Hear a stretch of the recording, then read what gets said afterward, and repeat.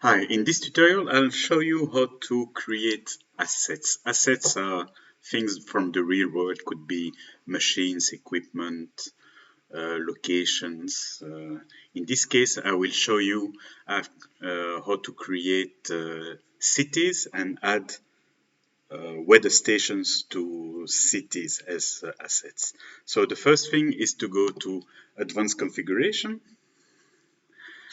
and to go to asset type. So I have here created already an asset type called city, where here it is, sorry, where I have defined that a city should have properties like the temperature, humidity, population, country size, language, the type of weather, and I've defined that I will attach one device to this to those assets, which actually is a weather station. So the second thing, of course, that you have that you require is a device that will send me this weather station information. If I go to device and I have one weather station in Amsterdam, so I'll show you this. And this device sends me every 5 minutes temperature, humidity, pressure, so you can see here all the data. So what I will do is I now go to my assets module, still in asset manager, and I will add one asset here. I will choose the standard one. This is the easy way to configure it. I will give it a name. Let's call it Amsterdam City.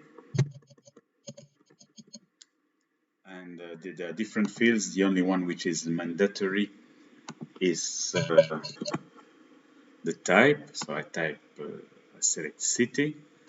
Then I can go to my data source. As I told you, I've configured that there will be one weather station, and I'm gonna take again the Amsterdam weather station.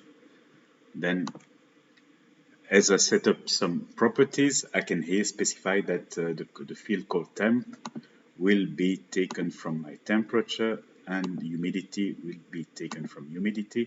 I can fill here the different fields.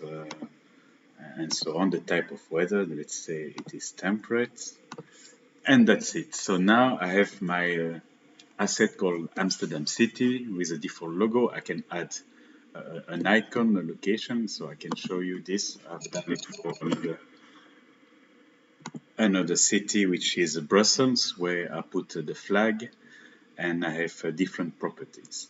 And that's basically how we create assets. Once this is done, you can then build your own dashboards, reports, alerts, but this will be for another tutorial.